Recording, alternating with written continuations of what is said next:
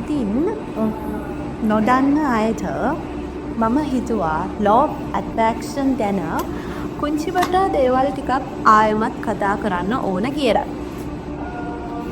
එහෙනම් ආදරෙන් කිරිගන්නවා මගේ YouTube channel එකට Learn with It.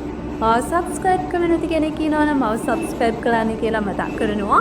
ඒ වගේම දිගටම ඇඳලා ඉන්න කියලා ආරාධනා කරනවා. අපි අද ඉගෙන ගමු හරියටම law of attraction කියන්නේ මොකක්ද? ඒ වගේම ඕගොල්ලෝ නොදන්න දේවල් ටිකක් අපි අද දැනගමු. ඕගොල්ලෝ හැමෝටම තියෙන ප්‍රශ්න ටිකක් සහ මාත් එක්ක කතා බහ කරනකොට මෙන්න මෙහෙම ප්‍රශ්නයක් එනවා මෙන්න මේ දේ මට තේරෙන්නේ නැහැ කියලා කියමු ප්‍රශ්න ටිකක් එකතු කරගෙන මට හිතෙනවා අලතම කතා කරා නම් හොඳයි කියලා. එහෙනම් ඊළඟ රැඳලා ඉන්න Learn with It YouTube channel එකත් එක්ක.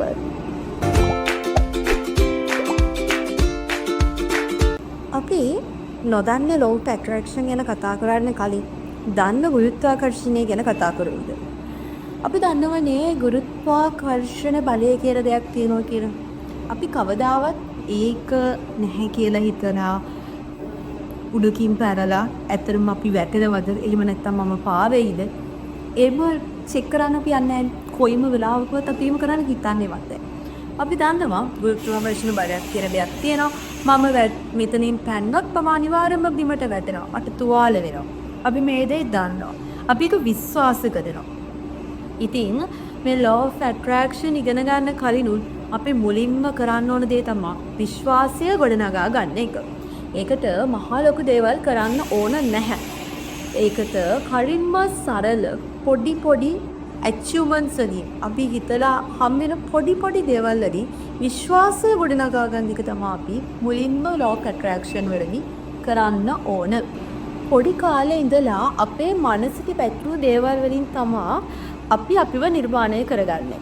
ඉතින් බුදුදහමෙදිත් කියනවානේ මනස තමයි හැම දෙයකටම මුල් වෙන්නේ කියලා. මයින්ඩ් එක තමයි හැම දේම.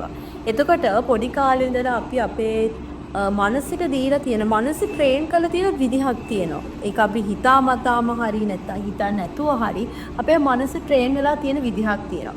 අන්න ඒකත් එක්ක තමයි තීරණය වෙන්නේ අපි කොයි තරම් දුරට මේ law of attraction කියන එක ළඟා කරගන්නවද හරියට ෆලෝ කරනවද කියන එක. එහෙනම් අපි මුලින්ම කරන්න ඕන අපේ මනස හදාගන්න එක. හරිම ලේසි දෙයක්. හැබැයි අපි උත්සාහවන්ත වෙන්න ඕන වගේම අපි හරි දේ කරන්න ඕන. මුලින්ම තමන් අවංකවම හොඳ කෙනෙක් වෙන්න. හොඳ සිතුවිලි නිර්මාණය කරගන්න. එතකොට අපිට පුළුවන් හරිම සුබවාදී විදිහට අවංක විදිහට මේ සමාජය දිහා බලන්න. ඒකත් එක්ක ගොඩාක් දේවල් වෙනස් වෙනවා. අපි තව කෙනෙක්ට පේන්න, තව කෙනෙක්ට දකින්න විදිහට, එහෙම නැත්නම් තව කෙනෙක්ට ඇහෙන්න හොඳ කෙනෙක් වෙලා වැඩක් නැහැ. හැබැයි අපේ හෘද සාක්ෂිය දන්නවා ඇත්තටම අපි හොඳයිද නැද්ද කියන එක. ඒකත් එක්ක ගොඩාක් දේවල් වෙනස් වෙනවා. ඒ නිසා ඇත්තටම තමන්ගේ හෘද සාක්ෂියට අනුව හොඳ කෙනෙක් වෙන්න. අපි මේ නෙගටිව් සයිඩ් එක තියාගෙන law of attraction කරන්න යනකොට වෙන්නේ මොකක්ද? මෙන්න මේකයි. අපි නෙගටිව් මයින්ඩ්සෙට් එක අපේ ඔළුවේ තියෙනවා. ඊට පස්සේ අපි හිතනවා අනේ මට ලස්සන ගෙදරක් ඕන, එහෙම නැත්නම් මට මෙන්න මෙච්චර මුදල් ප්‍රමාණයක් ඕන කියලා මම හිතනවා. හැබැයි මගේ යටිහිත කියනවා මෙච්චර සල්ලි කොහෙන්ද බා දවල්ට කන්නවත් සල්ලි නැහැ. එහෙම නැත්නම් එච්චර සල්ලි කොහෙන්ද මේ මාසේ පඩිය මෙච්චරයි කොහොමද ගයක් හදන්නේ? ඔන්න ඔය වගේ අපේ නෙගටිව් ටික අපේ යටිහිතෙන් අපිට උඩට ඇදලා දෙනවා. එතකොට අපි law of attraction කරනවා. අපි හරියට theory base විදිහට අපි හරියට gratitude journal ලියාගෙන ඕන දේවල් ලියාගෙන 369 method අනුගමනය කරගෙන ඒ ඔක්කොම කරනවා. හැබැයි අපේ හිත අපි train කරලා නැහැ. අන්න ඒකයි මම කිව්වේ මුලින්ම හොඳ කෙනෙක් වෙන්න. ඒ වගේම අපිට නෑ කියන දේ අතෑරලා දාලා බුදුදහමේ කියනවා වගේ ලද දෙයින් සතුටු වෙන්න අපේ හිත train කරන්න. ඊට පස්සේ මම දැන් මේ කියන ටික හොඳට ඔලුවට දාගන්න. එතකොට ඕගොල්ලොන්ට law of attraction ගැන තිබුණ ප්‍රශ්න ටික ටිකෙන් ටික විසඳිලා යයි. එතකොට අපි මේ scarcity mindset එහෙමත් නැත්නම් යමක් නෑ කියන mindset එක අතෑර ගන්න හැටි තමයි මෙච්චර වෙලා කතා කරේ. ඔන්න ස්කෑසිටි මයින්ඩ්සෙට් එක අයින් කරගත්තට පස්සේ අපිට පුළුවන් law of attraction වලට පළවෙනි අඩිය තියන්න. මොකද්ද අපි කරන්න ඕන? දැන් අපි නෙගටිව් ටික අයින් කරලා තියෙන්නේ. අපේ S2කට ගොඩාක් දේවල් පේනවනේ. මේ S2කින් පේන්නේ අපි මනසින් ඉල්ලන දේ. මම ඔයගොල්ලන්ට පොඩි ඇක්ටිවිටි එකක් කියන්නම්. ඔයගොල්ලෝ ආසම කරන කාර් එක පොඩ්ඩක් හිතන්න. ඔයාලා ආසම කරන කාර් එකේ කලර් එක පොඩ්ඩක් හිතන්න. ඊට පස්සේ ඔයගොල්ලන්ට ඊළඟ දවසේ දර පුදුමාකාර විදිහට ඒ කාර් එක පාරේ යද්දී එහෙම නැත්නම් වීඩියෝස් වල හැම තැනම පේන්න ගනීවි. ඒ තමයි මේ සීක්‍රට් එක. ඔයාලා මොනවද ආස කරන්නේ? ඔයාලා මොනවද මනසින් දකින්නේ? ඒක තමයි ඔයගොල්ලන්ට ඇත්තටම S2කින් පේන්න සලස්වන්නේ. අන්න ඒකයි මම කිව්වේ. ඔයාගේ මනස මුලින්ම ක්ලීන් කරගන්න. ඔයා හොඳ කෙනෙක්, අවංකවම හොඳ කෙනෙක් වෙන්න ඔයාගේ මනස ට්‍රේන් කරගන්න කියන එක. ඉතින් අපේ මේ ඔළුවේ තියෙනවා රෙටිකියුලර් ඇක්ටිවිටි සිස්ටම් එක කියලා එකක්. ඒක අපේ S2ත් එක්ක සම්බන්ධ වෙලා තමයි තියෙන්නේ.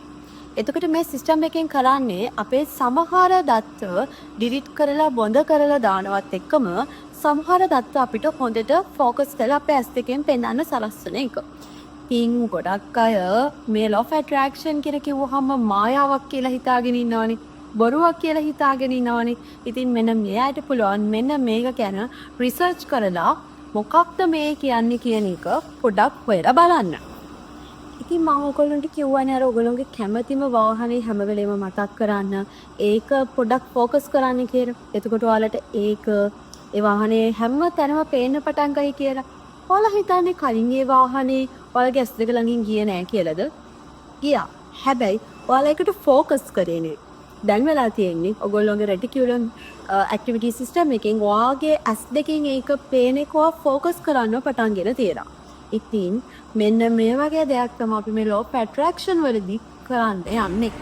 දැන් ගොඩක් අය මොකද්ද මේ law of attraction කියලා කියන්නේ? ඒගොල්ලෝ ගොඩක් වෙලාවට පුටුවක් උඩ ඉඳගෙන S2 පියාගෙන මට අරක හම්බෙන්න ඕන, මට ඒක ලැබෙන්න ඕන, මට මේ විදිහ දෙයක් ඕන. මෙහෙම හිත කුටුවක් උඩට වෙලා S2 පියාගෙන හිතනවා. මෙහෙම කරලා අපිට law of attraction වලින් දේවල් achieve කරගන්න ලබා ගන්න බෑ. අපි මෙහෙම හිතන මෙහෙම කරන ටෙක්නික් එකක් තියෙනවා. හැබැයි ඒක විතරක් කරා කියලා අපිට දේවල් ලැබෙන්නේ නැහැ. අපි ඒ වෙනුවෙන් වැඩ කරන්න ඕනේ. law of being.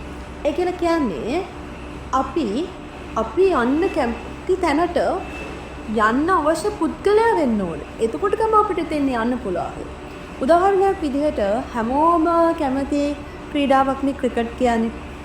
අපිට නැෂනල් ටීම් එකේ සෙල්ලම් කරන්න ඕන ක්‍රිකට් කෙනෙක් වෙන්න ඕන නම් අපි එතනට යන්න ඕන විදිහ කෙනෙක් වෙන්න ඕන. එතනට යන්න ඕන පුද්ගලයා බවට අපි පරිවර්තනය වෙන්න ඕන. අපි මහන්සියලා වැඩ කරන්න ඕන. අපි සෙල්ලම් කරන්න ඕනේ. ප්‍රැක්ටිස් කරන්න ඕන.